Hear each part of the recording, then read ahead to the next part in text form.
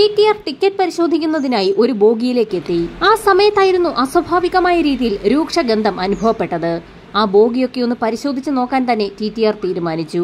ആ ബോഗിയിലുണ്ടായിരുന്ന മറ്റ് യാത്രക്കാർക്കും രൂക്ഷഗന്ധം അനുഭവപ്പെടുന്നുണ്ടായിരുന്നു. ടിക്കറ്റ് എക്സാമിനർ ചുറ്റുവട്ടത്തൊക്കെ ഒന്ന് നോക്കിയപ്പോഴായിരുന്നു സീറ്റിനടിയിൽ പച്ച നിറത്തിലുള്ള ഒരു പെട്ടി കണ്ടത്. സീറ്റിനടിയിൽ നിന്നും ആ പെട്ടി വലിച്ചു പുറത്തേക്ക് വെച്ചു. ആ നിമിഷത്തിൽ തന്നെ അദ്ദേഹം ഒന്ന് ഞെട്ടി.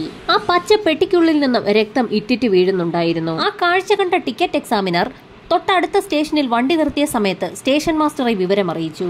പെട്ടിക്കുള്ളിൽ നിന്നും രക്തം വാർന്നു വീണുകൊണ്ടേയിരിക്കുന്നത് കണ്ട സ്റ്റേഷൻ മാസ്റ്റർക്ക് കാര്യം പന്തിയല്ല എന്ന് മനസ്സിലായി. വിവരം ഉടൻ തന്നെ സമീപത്തുണ്ടായിരുന്ന സ്റ്റേഷനിൽ അറിയിക്കുകയും പോലീസ് സംഘം ഉടനടി അങ്ങോട്ടേക്ക് എത്തുകയും ചെയ്തു.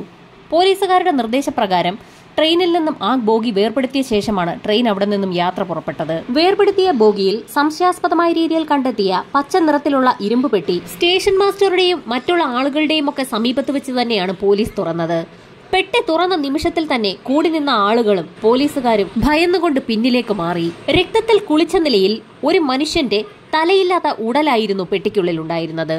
പ്ലാറ്റ്ഫോമിൽ വലിയൊരു തുണി വിരിച്ച ശേഷം പെട്ടിക്കുള്ളിലുണ്ടായിരുന്ന മുഴുവൻ സാധനങ്ങളും ആ തുണിയിലേക്ക് കുടഞ്ഞിട്ടു. ആ കാഴ്ച കണ്ട സർവരും നടുങ്ങിയെന്ന് തന്നെ പറയാം. ആ ബോഡിയുടെ കൈകളും കാലുകളും പൂർണ്ണമായും മുറിച്ചു മാറ്റപ്പെട്ട നിലയിലായിരുന്നു. പോലീസ് സംഘം തലയ്ക്ക് താഴോട്ടുള്ള ശരീരഭാഗത്തോടുകൂടി കൈകളും കാലുകളും ചേർത്ത് വെച്ചു. ശരീരഭാഗങ്ങളൊക്കെ അഴുകി തുടങ്ങിയ നിലയിലായിരുന്നു. ശ്രീലങ്കയിലേക്ക് പോവുകയായിരുന്ന ട്രെയിനിൽ തല മുറിച്ചു മാറ്റപ്പെട്ട നിലയിൽ മറ്റ് ശരീരഭാഗങ്ങൾ വെട്ടിനുറുക്കിയ നിലയിൽ ഒരു പെട്ടിക്കുള്ളിൽ നിന്ന് മൃതദേഹം കണ്ടെത്തിയെന്നുള്ള വാർത്ത നാടാകെ പരന്നു. ഒരു പുരുഷന്റെ മൃതദേഹമാണ് പെട്ടിക്കുള്ളിൽ കണ്ടെത്തിയിരിക്കുന്നത്.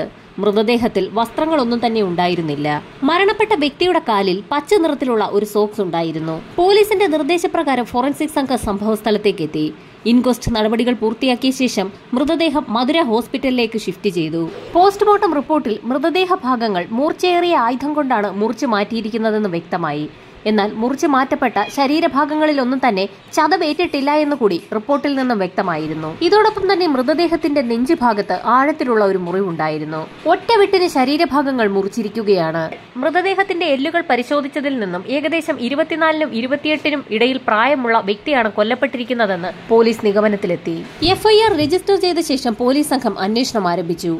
ഏത് സ്റ്റേഷനിൽ നിന്ന് കയറിയ വ്യക്തികളാണ് പെട്ടി ബോഗിക്കുള്ളിൽ ഉപേക്ഷിച്ചതെന്ന് പോലീസിന് കണ്ടെത്തേണ്ടത് വളരെ പ്രധാനപ്പെട്ട ഒരു കാര്യമായിരുന്നു. അതുമാത്രവുമല്ല, ട്രെയിനിൽ നിന്ന് പെട്ടി കണ്ടെത്തിയ സാഹചര്യത്തിൽ ആ ബോഗി വേർപെടുത്തിയ ശേഷം ആ ട്രെയിൻ യാത്രക്കാരുമായി ശ്രീലങ്കയിലേക്ക് പോവുകയും ചെയ്തു. അതുകൊണ്ട് തന്നെ അന്നത്തെ ട്രെയിനിലുണ്ടായിരുന്ന യാത്രക്കാരെയൊന്നും ചോദ്യം ചെയ്യാൻ പോലീസിന് കഴിഞ്ഞതുമില്ല. കേസന്വേഷണം പുരോഗമിക്കുന്നതിനിടയിൽ ചെന്നൈയിലെ റോയാപുരം ബീച്ചിൽ ഒരു പോലീസുകാരൻ ഞെട്ടിക്കുന്ന ഒരു കാഴ്ച കണ്ടു. അയാൾ ആ ബീച്ചിൽ കൂടി നടക്കുന്ന സമയത്ത് ശക്തമായ തിരയിൽപ്പെട്ട് ഒരു കവർ കരക്കടിഞ്ഞിരിക്കുകയാണ്. ആ കവർ കണ്ടപ്പോൾ തന്നെ പോലീസുകാരൻ അതിനടുത്തേക്ക് എത്തുകയും അത് തുറന്നു നോക്കുകയും ചെയ്തു. നടക്കുന്ന ഒരു കാഴ്ചയായിരുന്നു അതിൽ കണ്ടത്. ഒരു മനുഷ്യന്റെ തലയായിരുന്നു ആ കവറിനുള്ളിൽ ഉണ്ടായിരുന്നത്.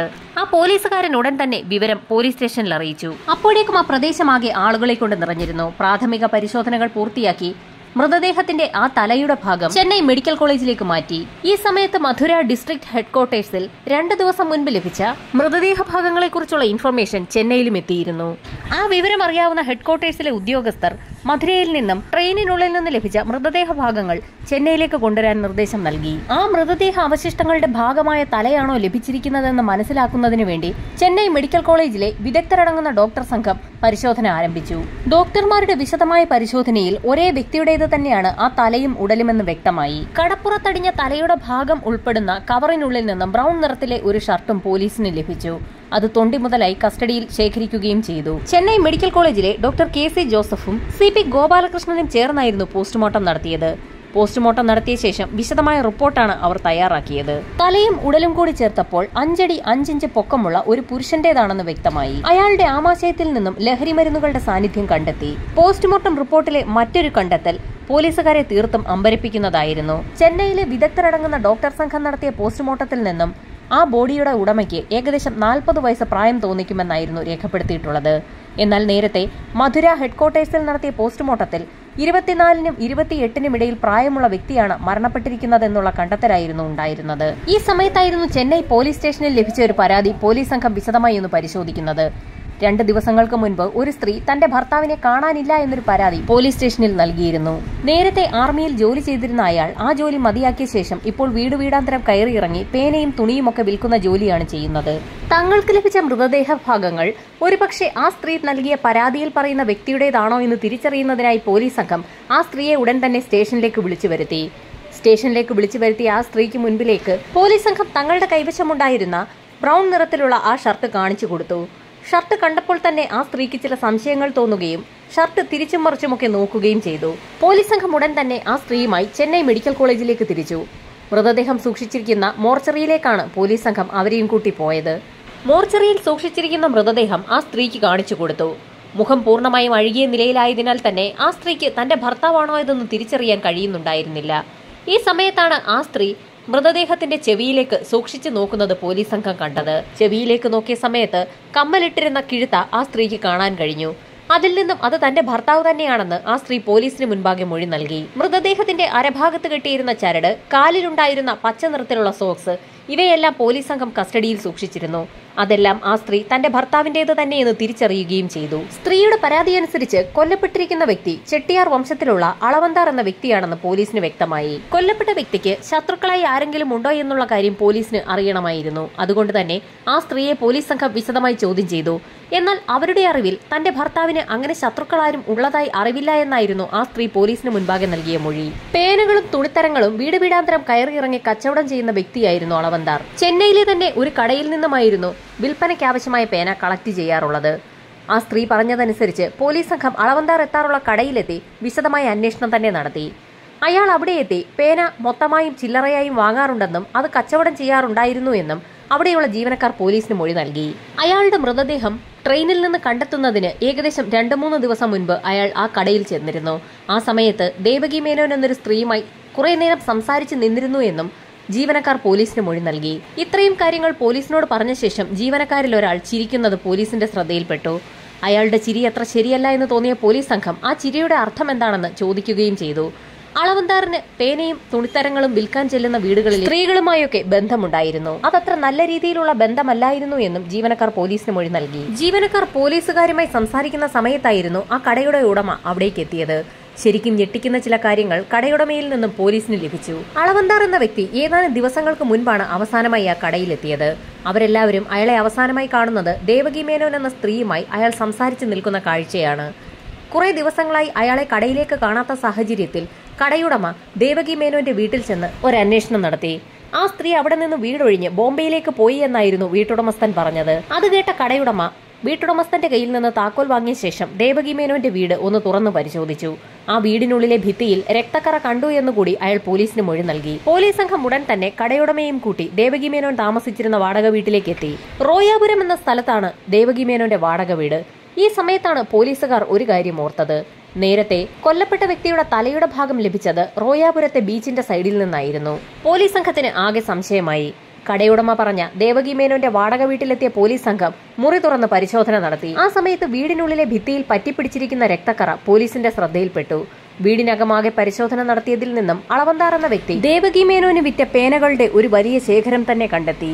അവരിരുവരും തമ്മിൽ നല്ല അടുപ്പത്തിലായിരുന്നു എന്നും പലതവണ ഒരുപാട് സമയം സംസാരിച്ചു നിൽക്കുന്ന കാഴ്ച കണ്ടിട്ടുണ്ട് എന്നും വീട്ടുടമസ്ഥനും കടയുടമസ്ഥനും പോലീസിന് മൊഴി നൽകി. ഇനി കഥ മുൻപോട്ട് പോകണമെങ്കിൽ പോലീസിന് ദേവകി മേനോനെ കസ്റ്റഡിയിലെടുക്കേണ്ടത് അനിവാര്യമായിരുന്നു. വാടക വീട് ഒഴിഞ്ഞ ശേഷം ദേവകി മേനോൻ ബോംബെയിലേക്കാണ് പോയിരിക്കുന്നതെന്ന് വീട്ടുടമസ്ഥനിൽ നിന്ന് മനസ്സിലാക്കിയ പോലീസ് സംഘം നേരെ ബോംബെയിലേക്ക് തിരിച്ചു. അവിടെയെത്തി ഒരു തിരച്ചിൽ നടത്തിയ ശേഷം ദേവകി മേനോനെയും ഭർത്താവ് പ്രഭാകരനെയും പോലീസ് കണ്ടെത്തി.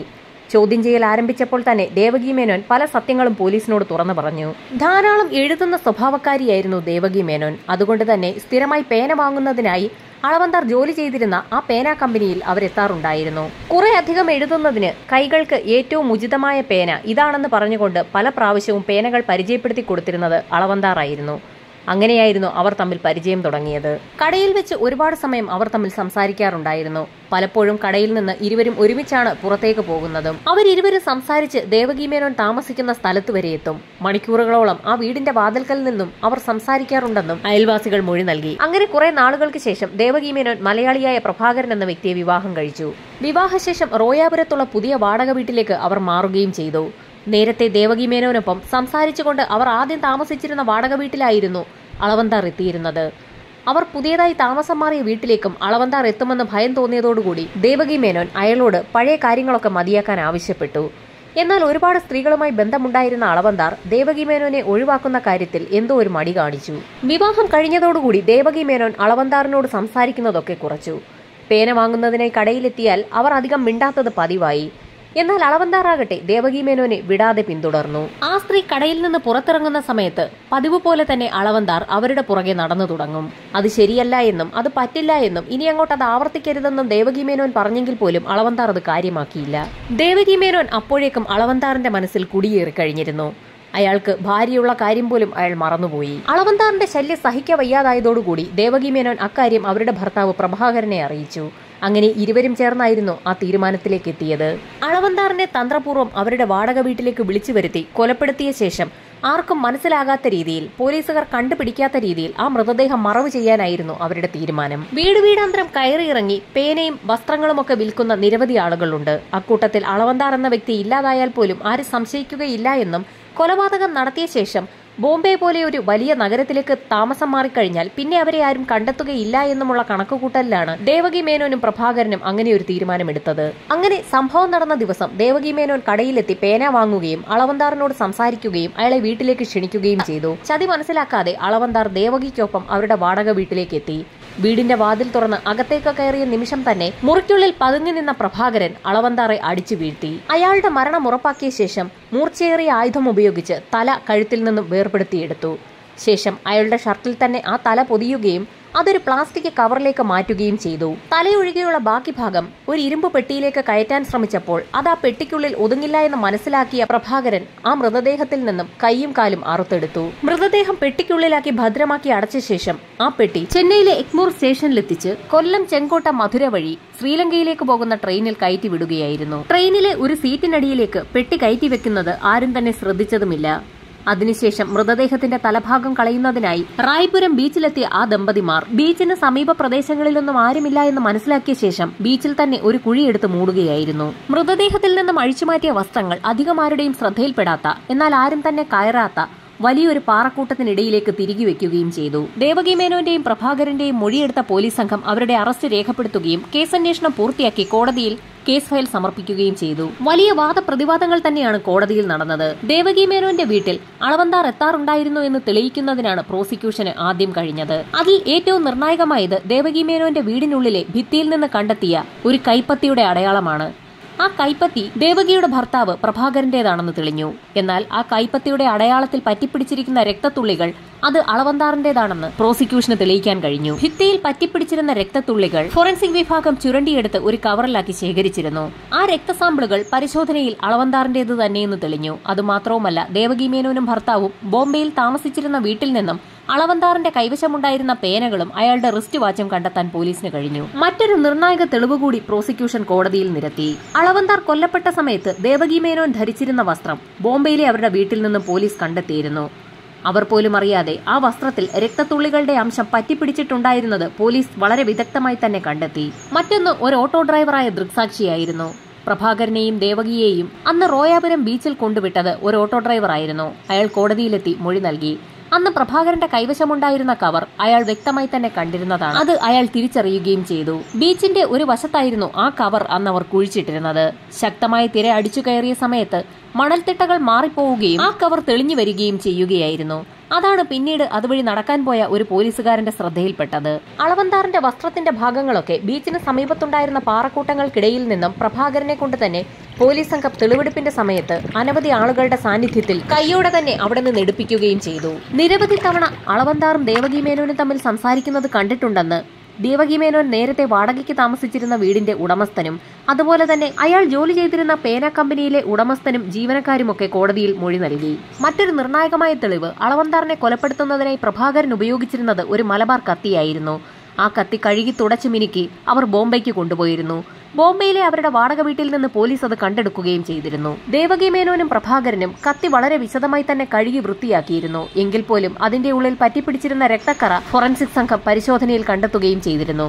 അത് അളവന്താറിന്റേത് തന്നെയാണെന്ന് കോടതിയിൽ പ്രൂവ് ചെയ്യാൻ പ്രോസിക്യൂഷന് സാധിച്ചു. പ്രതിഭാഗം വക്കീൽ വളരെ നിർണായകമായ ഒരു വാദമാണ് കോടതിയിൽ നടത്തിയത്.